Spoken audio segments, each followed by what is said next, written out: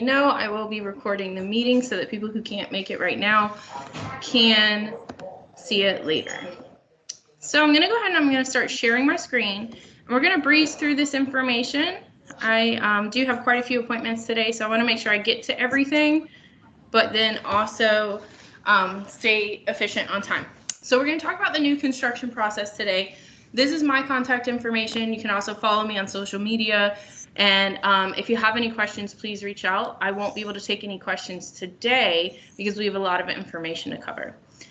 So the first thing that I want to let you know is that we are doing this presentation based on us, True Homes, and the processes that we use. We are very different than a lot of builders, very efficient. I used to be in general brokerage.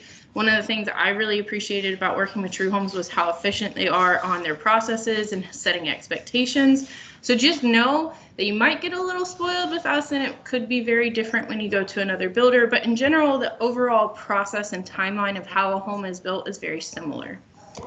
Okay, so step one is doing a consultation or a tour. So you're going to give me a call and you're going to set up an appointment with your clients and discuss their home search and their pre-qual that you have for them so that we can save that time during the consultation and be most efficient when they're here. And so we do host consultations with your buyers just like you do. Like you sit down and you go through everything with them. You talk about the market, you talk about financing. We are trained to be experts on that. So that's one of the things that does differentiate us from other builders. We don't just hand out price sheets and sit back and make you figure it out. We do sit down and have a full consultation. We are semi-custom and we have hundreds of different configurations and options. So that is our job to be the expert on that so that we can guide you through it. We do go into deep detail to discuss your budget and what layout and features your clients are looking for, including our design studio options. A lot of other builders tell you they can't price stuff at the design studio because of this and that. We try to get as complete a solution as we can. Hey guys, give me just 1 second. Here is a packet of information for you. Is there a certain plan that you'd like me to take a look at? Okay. Yeah, go right for it. There's one in there, but you can say, yeah, okay, there you go. Yes, and please feel free anytime, reach out to me. Thank you. Okay, all right. You all have a good day. Sorry guys, I am in between appointments today. So we will do a wish list with people when we talk about what they're looking for so they can see the overall estimated price of their home and the individual line items. So if there's something they want to trade off, they have that opportunity to do so, and everything's out in the open. They know what's going on.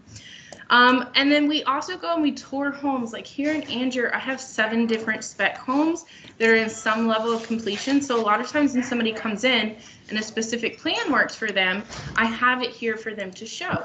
If for some reason it's not here, we'll go over to one of our other communities, or sometimes we can even send them to one of our partner communities in a different market like Greensboro or Charlotte if they're willing to make that drive so they can check it out.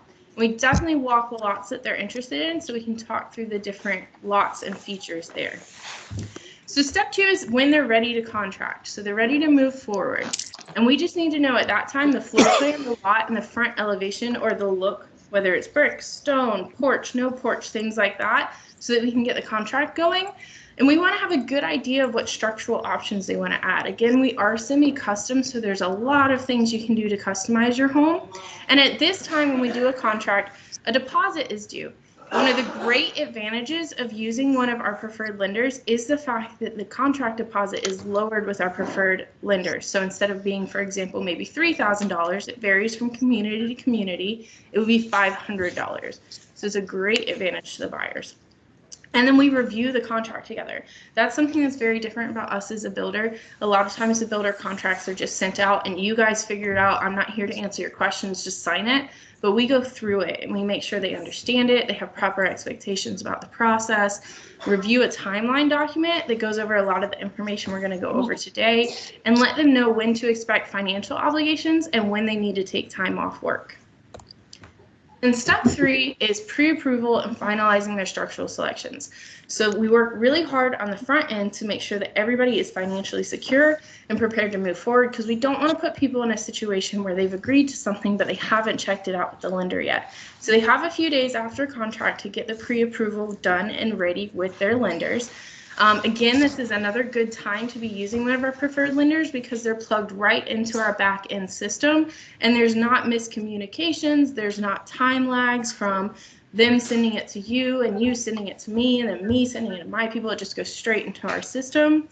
And then they're going to finalize their structural selection so that we can move them forward to the design studio. And our in-house CAD department, so our architectural department, will draw up their exact home as they've chosen it on a floor plan so that when they get to design studio, they can really see that floor plan in front of them. Step 4 is the design studio. So this is probably one of the most fun parts of the whole process. You and your clients get to go to our design studio in Morrisville and see a lot of the options installed right there so that they can help make their choices. And this is going to be led by a salaried interior designer who manages our design studio, and their job is to keep them on budget by helping them design their home. So they are salaried, not commissioned. If they're trying to stay on budget, they're not going to push them to go above their budget. There is an additional deposit due at this time. Again, another reason for using one of our preferred lenders, because they have a reduced deposit compared to somebody who would normally be using an outside lender. And then they finalize their design selections around this time. They have about 24 hours after their appointment to make final selections. All right, so after we have those final selections, that's when we have a final purchase price. And so then that's when we order the appraisal. We are different in that way. A lot of other builders don't do the appraisal until the very end of the process. What we have found is if we do the appraisal on the front end, and if maybe they got a little carried away in the design studio and over upgraded above and beyond what the rest of the neighborhood is doing or something like that, we can deal with any appraisal issues before the home is built and before everybody's on the line for all those financial obligations. So we also get a full loan approval at this point before we begin construction. And that protects your client from those financial obligations once we've started construction. We know that they're in a good financial spot and they can move forward. All right, next is permits. So this is when our team is working with the local municipality to get the permits issued, deliver them to our builder team, and start pre-construction on the home. It feels like there's nothing going on while this is going on in the back end. So people sometimes will come by and say, hey, nothing's moved on my lot. I don't see any foundation. It's all for a very specific purpose. We have to get those permits first. So step 7, this is when your personal builder starts getting started on actually moving stuff around on your lot. This is grading.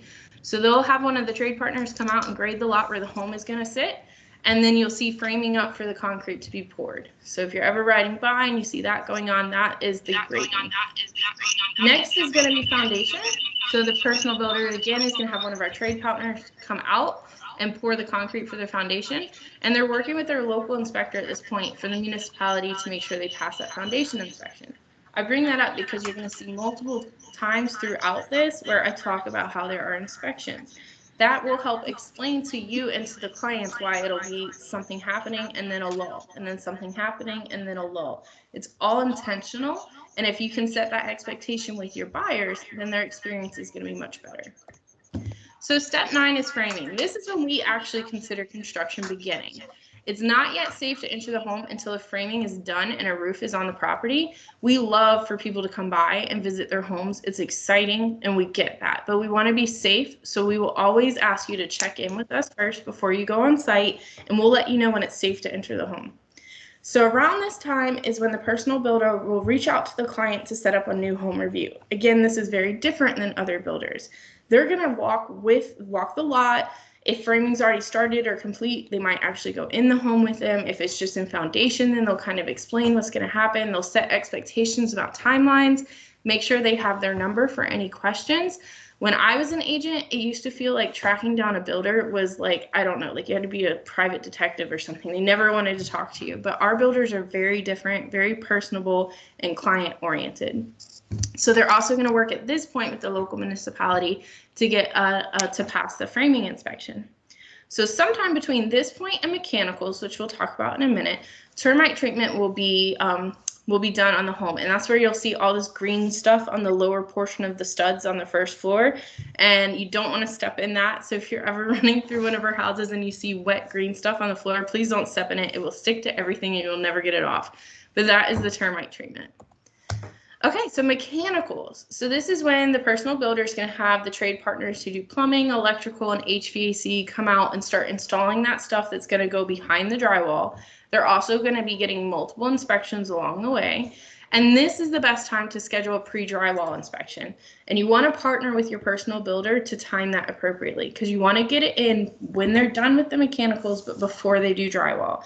And you also don't want to get it done in a way that would actually slow the whole construction process. So working with them to coordinate that is super important. All right, insulation. So now they're going to have the insulation put in. We've passed all our inspections on the plumbing and the HVAC and the electrical, putting up insulation. They might also start doing siding on the outside of the home at this time. A driveway may be poured before this or right around this time. Some of those outside things are a little bit more fluid and flexible. And they're, again, going to be working with the municipality inspector to pass all their inspections. Now, the next inspection after this actually isn't until the home is pretty much complete. So at this point, you've passed most of your inspections, and there's just 2 more, and we'll talk about those. Then drywall. So when drywall goes up, it really starts to feel like a home. I always like to set that expectation with clients that it seems counterintuitive, but the more stuff that goes into a home, the bigger it feels. So when you're in foundation, it looks tiny. When you're in drywall, when you're in framing, it feels a little bit bigger. When you go to drywall, it really starts to feel like a home. So if they want to do a framing party, which is where they come out, we're doing it now, but with social distancing. They invite their close family and friends, maybe 3 to 10 different people, who come out with markers and write blessings on the frames, do things like that. We'll order pizza. It's a fun experience. It's really unique. Not a lot of builders allow this, but we want to make sure we get it done before drywall, obviously, because you're writing on the studs.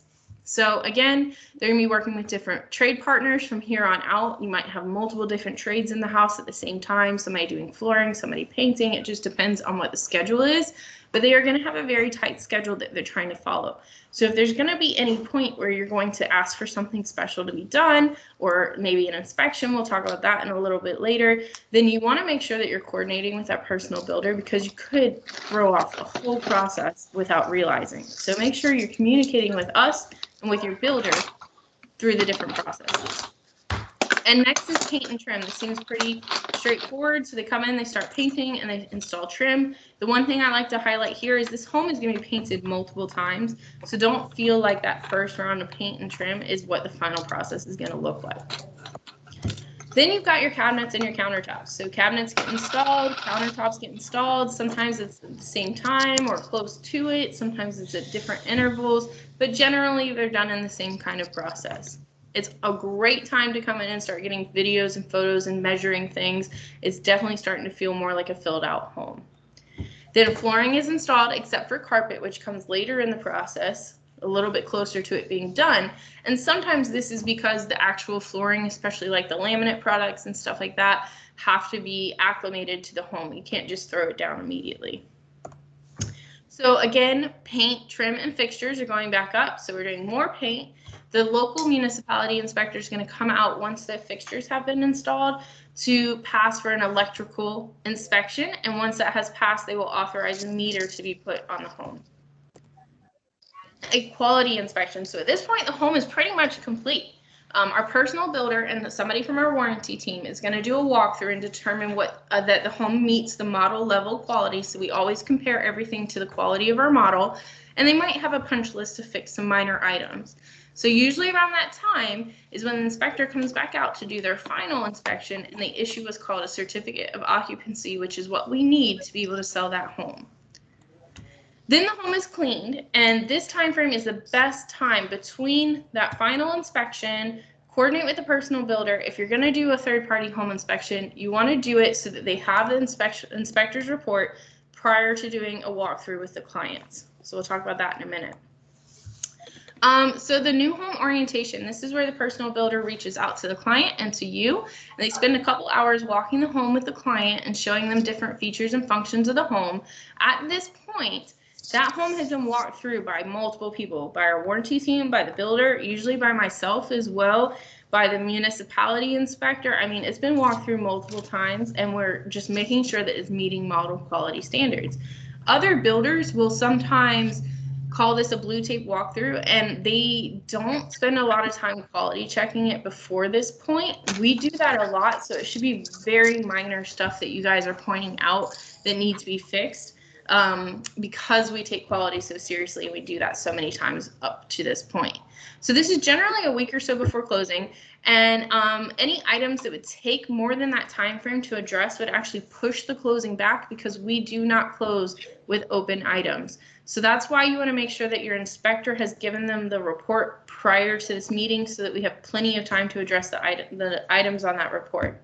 Then closing, which is super excited, and you guys know how this works. So they go to the attorney. For us here in the Raleigh division of True Homes, it is Midtown Law that facilitates the closings for Henkin and Pack. Some of you might be familiar with Midtown Law. And they sign their closing packet. The lender and the attorney check the closing packet. The attorney records the deed. And then everybody has a party, because we're all so excited that we've made it over the 6 months to this point. Then that's not it for our process. A lot of builders do walk away at that point, or they rush to closing, and your clients are in a whirlwind and they have no idea what just happened, don't remember any of their warranty stuff. So we actually do warranty after closing. So a couple weeks after closing, somebody from the warranty department will reach out and schedule an orientation and describe to them their warranty, who to contact, what to expect.